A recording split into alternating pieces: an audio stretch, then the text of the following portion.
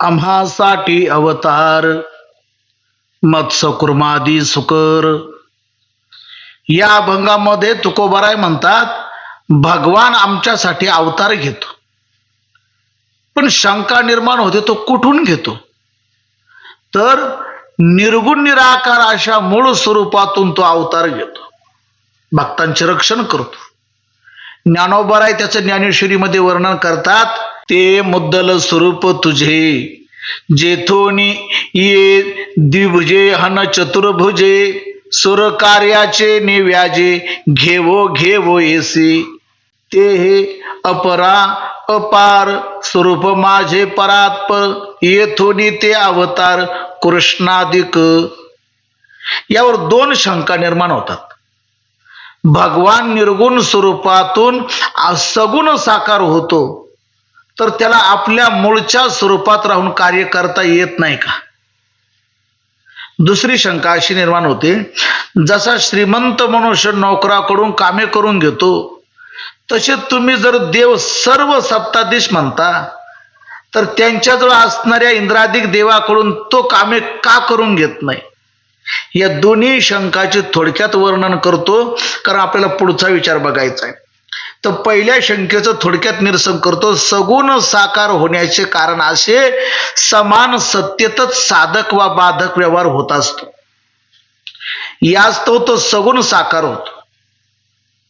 दुसऱ्या शंकेचं निरसन थोडक्यात करतो, भगवान इतर कामे देवादी दिग्पालांकडून करून घेतो, पण भक्ताचे काम करण्यासाठी तो आतुर होतो, म्हणून तो स्वतःच येतो आणि आपला मोठेपणा टाकून भक्ता करता लहान होतो.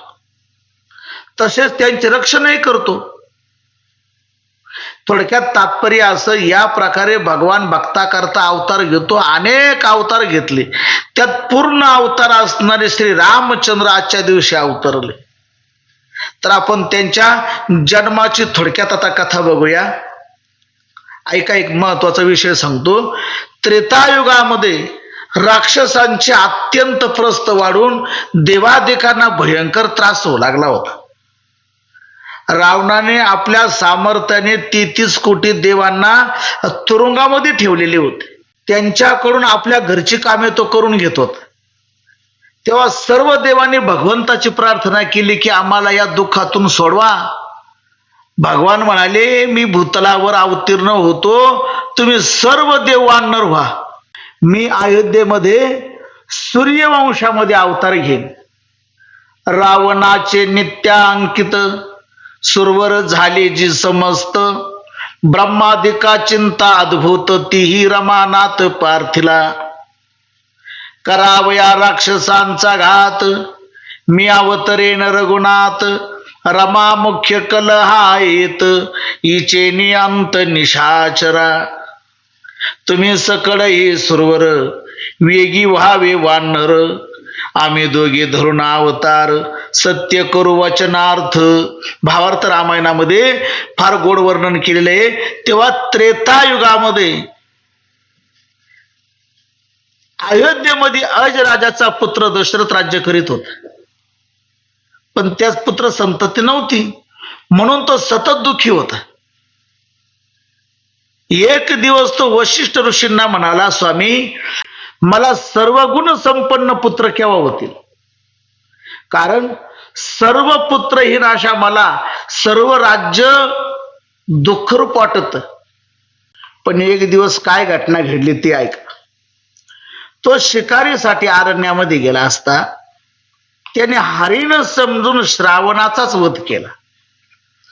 तेव्हा श्रावणाच्या आईवडिलांनी शाप दिला, अरे आमच्याप्रमाणे तुलाही पुत्र शोक प्राप्त होईल. पण त्या शापापासूनच आनंद झाला. ब्रह्महत्या निवृत्तीसाठी त्याने अश्वमेध यज्ञ केला. राजा शुद्ध झाला, पण आवर्षण दुष्काळ पडला, कारण जेथे ब्रह्महत्या घडते तेथे आवर्षण पडते. जे राज्य ब्रह्महत्या घडे ते राज्य पर्जन्य न पडे. शुक्रे धरी येले पाणी आडे, आवर्ष न पडे बहुकाळ. शुक्राने पाऊस अडवला म्हणून दशरथाने आपल्या शक्तीने रथ स्वर्गात नेला व ते शुक्रासह दैत्यास पराजित केले. शुक्राने रथाचा आक मोडला तेव्हा कैकेयीने हात घालून सहाय्य केले. तेव्हा तिला 2 वर देव केले, पण ती म्हणे मी पुढे प्रसंगानुसार घेईन. वर्षाव सुरू झाला, पाऊस पडायला सुरुवात झाला. दैत्यांचा पराजय पाहून देवांनाही आनंद झाला. त्यांनी दशरथाचा सन्मान सत्कार केला. तसेच दैत्यांच्या गुरुचा पराजय पाहून देवांचे गुरु असणाऱ्या बृहस्पतीला फार आनंद झाला. त्याने दशरथास आलिंगन दिले व तुझे सर्व मनोरथ पूर्ण होतील असा त्यांना वरही दिला. तरी पण तू इभांडक पुत्राच्या हस्ते पुत्र कामेष्ठी यज्ञ कर. मुनिपुत्र ऋषशृंगास नगरीत भुलवून आणण्यासाठी इंद्राने अप्सरा पाठवल्या. कबूल केलं. त्याला नगरीत आणल्यावर तुझा मित्र शांतनू याने तुला दिलेली मुलगी जी शांता नावाची, तिच्याबरोबर त्याचा विवाह कर.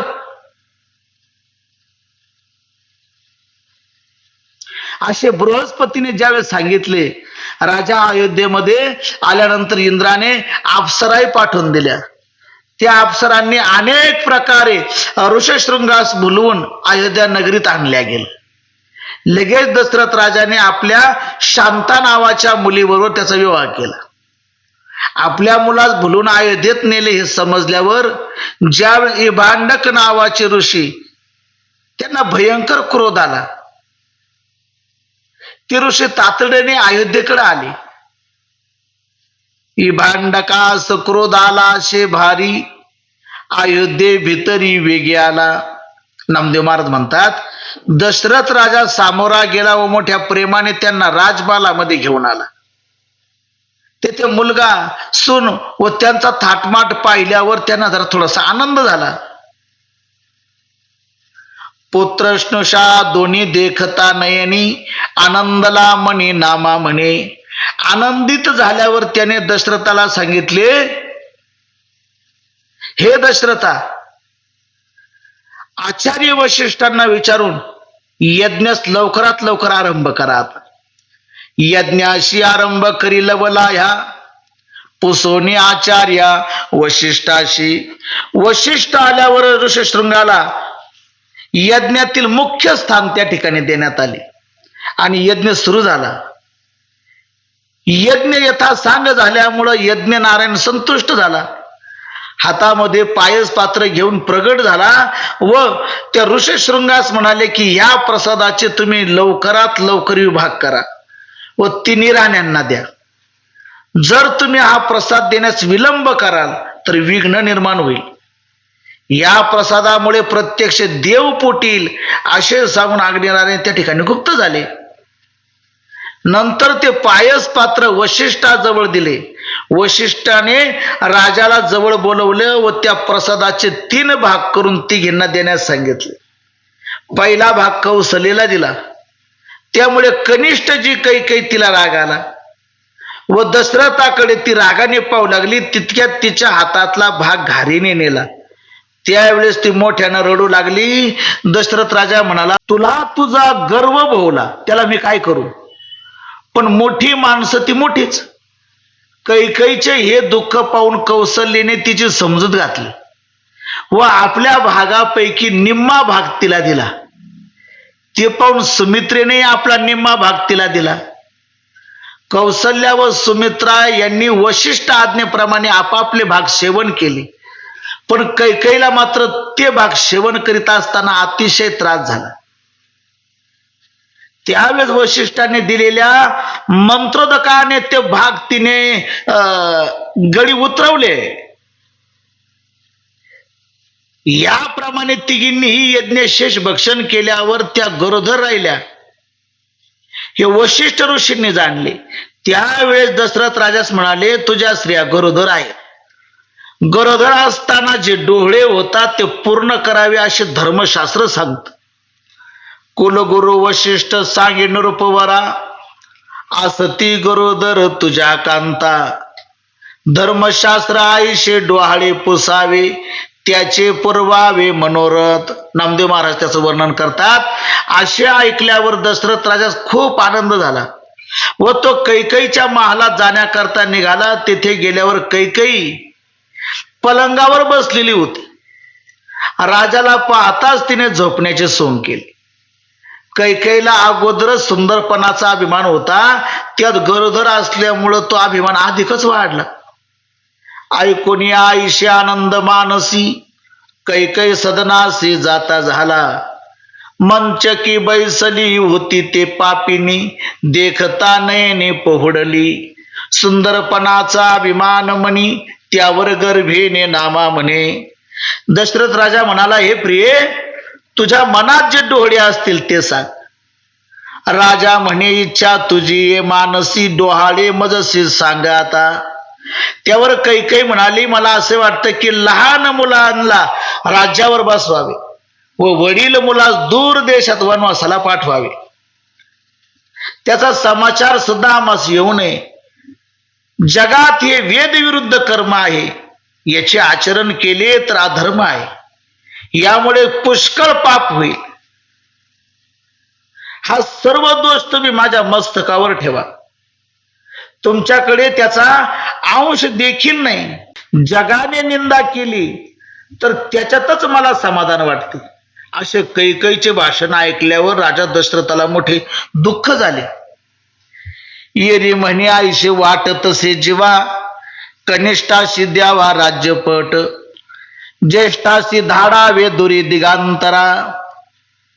नये समाचार त्याचा महा, जनात हे निंदे वेद बाह्य कर्म, करिता धर्म पाप बहु. माझी मस्तकी ठेवावा हा दोष, तुम्हाकडे लेश नाही नाही. निंदतील जनमज वाटे सुख, ऐकताचे दुःख राया झाले.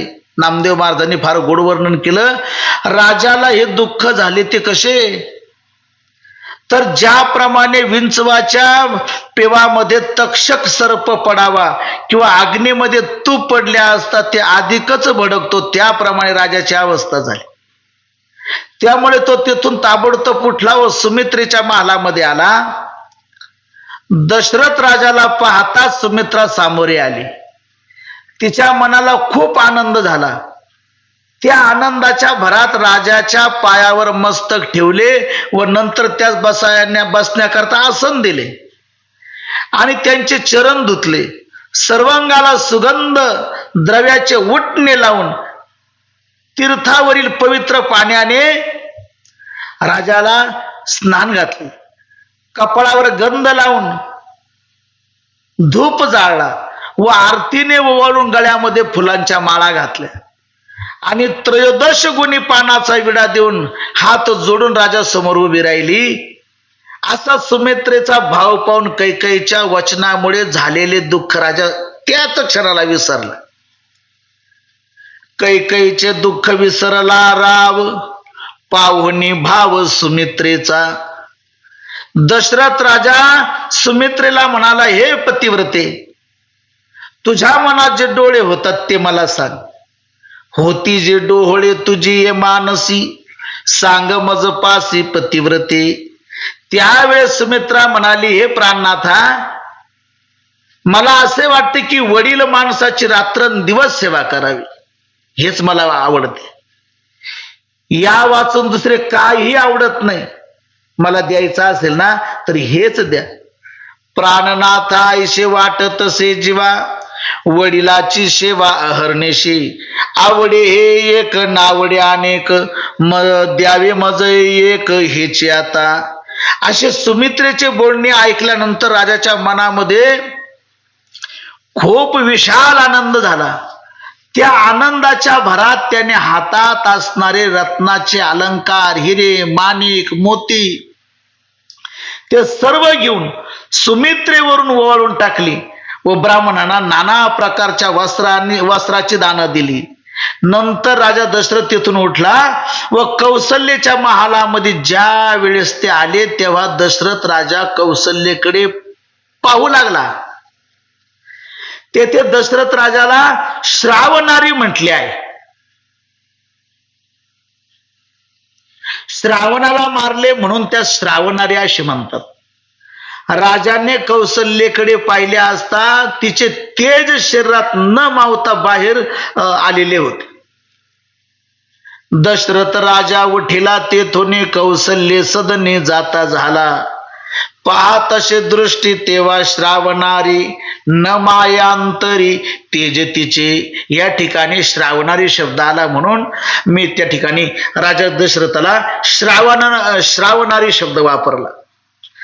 दशरथ राजा कौसल्येला म्हणाले, हे वेल्हाळे, तुझ्या मनात जे डोळे होतात ते मला सांग. तुझी मानसी होती जे डोहाळे, सांगव वेल्हाळे मजपासी.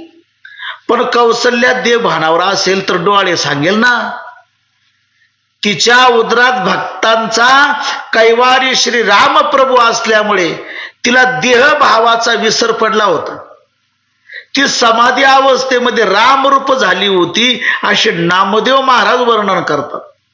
उदरात असे भक्ताचा कैवारी, तेथे कैचे ओरे देह भावा.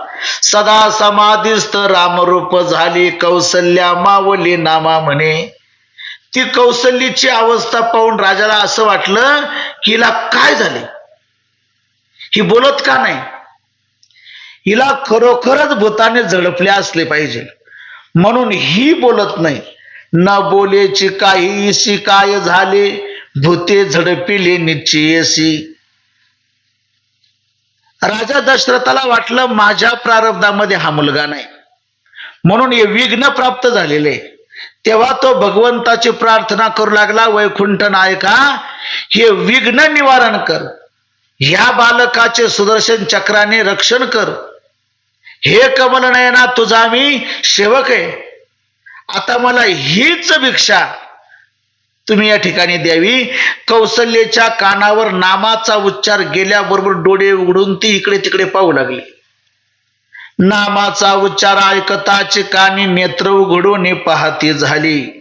राजा म्हणाला, हे कौसल्ये, तुझी स्थिती अशी का झाली व तुझ्या चित्तात भ्रम कसा निर्माण झाला.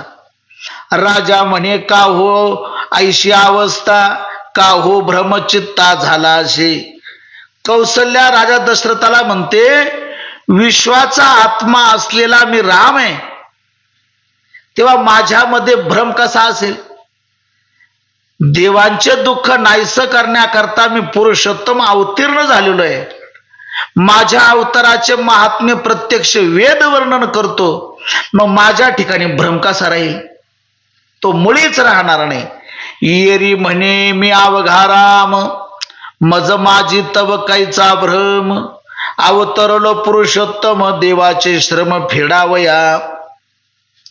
विश्वाचा मी आत्मा सोयाशी राम, मज माझी भ्रम कैचा असे. अवतार महिमा वा निवेद माझा, सुरवराच्या काजा नामा म्हणे. हे कौसल्याचे भाषण ऐकून राजा दशरथ जरा संशयग्रस्त झाला. हिला काय झालं हे त्यांना कळत नाही. राजा कौसल्याला म्हणाले, हे प्रिय, तू सावध हो. असे भलतेच काहीतरी काय बोलतेस. मी कोण आहे तरी काही उपयोग होईना. दशरथ राजाला वाटले की हिला पूर्वीचे स्मरण करून द्यावे, म्हणजे ती शुद्धीवर आहे की नाही हे कळेल आपल्याला. म्हणून राजा म्हणाला, हे कौसल्ये, तुझे व माझे लग्न ज्या वेळेस झाले त्यावेळेस रावणाने विघ्न निर्माण केले, याचे स्मरण तुला आहे की नाही. रावण हे केले लग्ना माझी विघ्न, असे की स्मरण तुझ लागे. कौसल्याने रावणाचे नाव ऐकल्याबरोबर ती चवताळून म्हणाली, धनुष्य आणा, मी आता रावणाला मारते. आता याच ठिकाणी मी रावणाचा वध करते. लंका बिभीषणाला देईन. अंगद, सुग्रीव, जांबवंत, हनुमंत या योद्ध्यांना ताबडतोब बोलवा. पर्वत टाकून समुद्र बुजवा व जाण्याकरता पायवाट करा. लंकेत गेल्यावर मोठे युद्ध करीन आणि सर्व देवांना बंदिवासातून सोडवीन. विश्वामित्रांचा यज्ञ सिद्धीस नेईन, दुष्टबुद्धीच्या 2 राक्षसांना मारीन, खर आणि दूषणाचा प्राण घेईन, बाहुबलाने धनुष्य मोडीन, जे माझे ध्यान करतील त्यांच्यावर माझी खूप आवड राहील, त्यांना एक क्षणभरही मी विसरणार नाही. वाल्मिक ऋषी जे बोलले ते तसेच करीन व त्याप्रमाणे आचरण करून दाखवीन. अशा रीतीने कौसल्या पुष्कळ बोलली असे नामदेव महाराजांनी वर्णन केलेले. आणि रे धनुष्य मारीन रावणा, लंका विभीषणा देन मी, अंगद सुग्रीव जांबवंत वीरा हनुमंत पाचारा लव करी, टाकोनी पर्वत भुजवारी सागरा, पायवाट करा जावयासी, लंके पुढे मोठे माजवीन रण तोडीन बंद सुरवरांचे, विश्वामित्र याग नेन मी सिद्धी, मारीन कुबुद्धी 2 जना, खर दूषणाचा घेन मी प्राण, धनुष्य मोडेन भुजाबळी, ध्याती मज त्याची बहुत आवडी, नवी संबे घडी त्याशी एक, बोलिला वाल्मिकी तैसीची करीन, वर्तोनी दावेन नामा म्हणे. पूर्ण ब्रह्म आपल्या घरी आले असे दशरथ राजाला ज्या वेळेस न कळल्यामुळे कौसल्य ही फार बडबड करते. हिला पिशाच्य बाधा तर झाली नाही ना?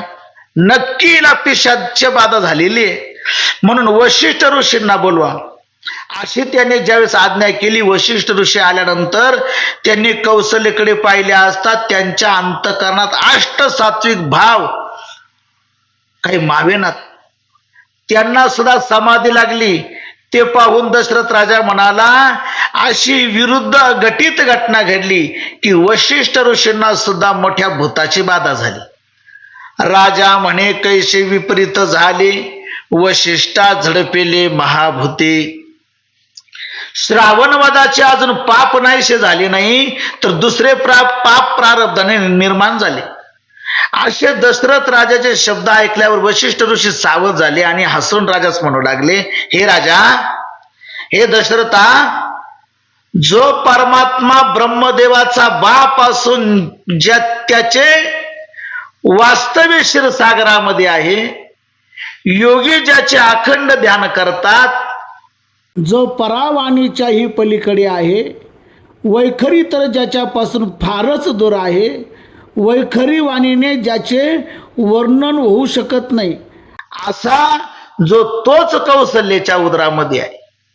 विरंचीचा बाप क्षीरसागरवासी, ध्याती योगी त्यासी निरंतर, परे होन पर वैखरी होन दुरी, कौसल्याच्या उदरी तोचे असे. वशिष्ठ म्हणाले, हे राजा, हे दशरथा, की आजपर्यंत जे जे बोलत होती ती वाणी कधीच असत्य होणार नाही. शबरीने मातंग ऋषीची सेवा केली.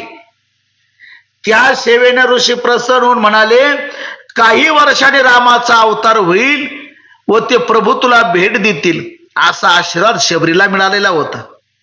दुसरी गंमत सांगतो तुम्हाला. गौतम ऋषीने अहिलेला तू शिळा होशील असा शाप दिला. त्यावेळेला अहिलेने शाप मागितला तेव्हा गौतम ऋषी म्हणाले, पुढे रामाचा अवतार होईल आणि त्या प्रभूचा चरण स्पर्श झाला म्हणजे तुझा उद्धार होईल. आता तिसरी गंमत सांगतो तुम्हाला. राम अवतीर्ण होण्याच्या अगोदर वाल्मिकीने रामायण लिहून ठेवली. तात्पर्य, मातंग ऋषी, गौतम ऋषी आणि वाल्मिक मुनी यांचे वचन असत्य होणार नाही. म्हणून हे दशरथा, हे राजा, तू मनात कसली शंका येऊ देऊ नको किंवा कौसल्या जे सांगते ते असत्य होणार नाही. बोलिले जे जे नव्हे असत्यवाणी, न येऊ दे मनी शंका काही.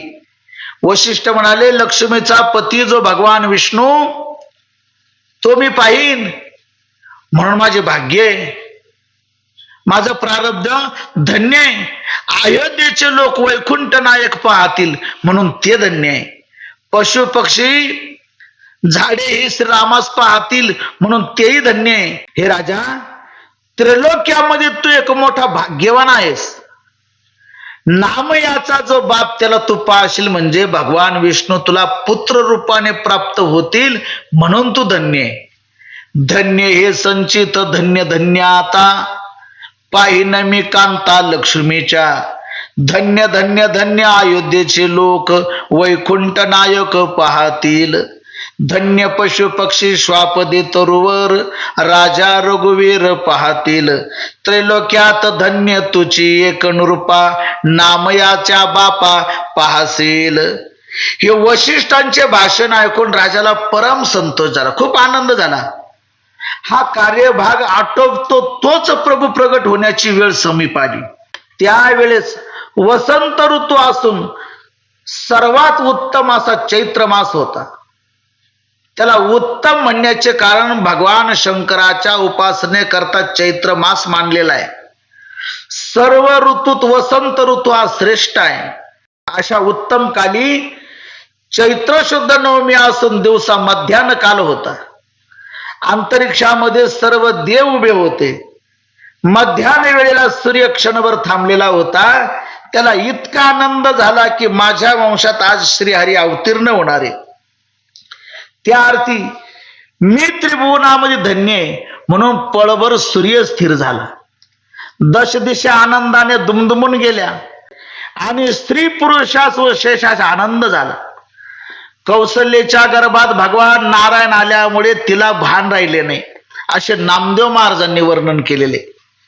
उत्तम हा चैत्र मास ऋतू वसंताचा दिवस. शुक्ल पक्षी ही नवमी उभे सुरवर ते योमी. मध्यानासी दिनकर पळभरी होय स्थिर. धन्य मीच त्रिभुवनी माझे वंश चक्रपाणी. सुशोभित दाही दिशा आनंद नरनारी शेषा. नाही कौशल्यशी भान गर्भी आले नारायण.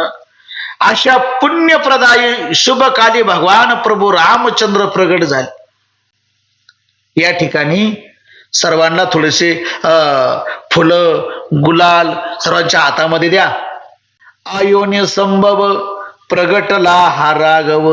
संत नामदेव महाराज म्हणतात त्रिभुवनाचे रक्षण करणारे प्रगट झालेले भगवान त्यांना मी डोळ्याने पाहिन. नामा म्हणे डोळा पाहिन त्रिभुवन त्रयपाळा. श्री रामप्रभू प्रगट झाले त्यावेळी 7 वर्षाच्या मुलासारखे दिसत होते व हातात धनुष्यबाण होते. तेव्हा कौशल्या भगवान परमात्म्याला म्हणाली तू असा प्रगट झालेला दिसलास तर लोक माझा मुलगा आहे असं मानणार नाही. मी कौशल्याचा मुलगा होईन असे जे पूर्वी वचन दिलेले आहे त्याचे स्मरण ठेव. हे ऐकल्याबरोबर भगवान संतुष्ट होऊन हसायला लागले व लगेच लहान बालक बनले. त्यावेळी भगवंताचे तेज सूर्याप्रमाणे होते. ते पाहून सर्व लोकांना अतिशय आनंद झाला. त्यावेळी जन्मरहिताच्या जन्माचे सामर्थ्य पाहण्याकरता देवांचा समुदाय आला व ते स्वरूप पाहून त्यांना सुद्धा थोडंसं आश्चर्यच वाटलं. असं वर्णन एकनाथ महाराजांनी केलंय. येणे स्वरूपे रघुनाथा तुझ येथे प्रगट होता. माझा पुत्र तू हे कथा लोकी सर्वथा मानेना. होईल कौशल्याचा नंदन हे ते 8वी पूर्ववचन. ऐकून हासे रघुनंदन चमत्कारे पूर्ण तुष्टला. वचन ऐकून तात्काळ श्रीराम सोयी झाला बाळ. बालार्क प्रभा सुनीळ सुख कल्लोळ जननयना. श्रीरामाचा जन्म प्रभाव अजन्मा जन्मले रामराव. पाहू आले सुर समुदाय तो नवलाव पाहू आले. अयोध्येमध्ये श्रीराम प्रभू अवतीर्ण झाले. त्यावेळी जे फल प्राप्त झाले त्याचे वर्णन तुकाराम महाराजांनी अतिशय सुंदर वर्णन केले. झाले रामराज्य कायवणे आम्हासी. धरणे धरी पीक गायी ओढल्या म्हैशी. राम वेळोवेळा मी गाऊ उभी. दळिता कांडिता जीविता गे बाई. स्वप्नी ही दुःख कोणी न मिळे डोळा. नामाच्या गजरे भय सुटले कळी काळा. तुका म्हणे रामे सुख दिले आपुली. तया गर्भवासी येणे जाणे खुंटली. आपल्यालाही दुःख जाऊन कळी काळाचे भय नसावे असे वाटत असेल तर श्रीरामास सतत चिंतन करत राहावे. दळण कांडण भोजन करीत असताना भगवंताचे सतत ध्यान करावे, भजन करावे. त्यामुळे आपल्याला सुखप्राप्ती करून देईल व गर्भवासाची परंपरा संपेल. म्हणून त्याचे नामस्मरण करावे.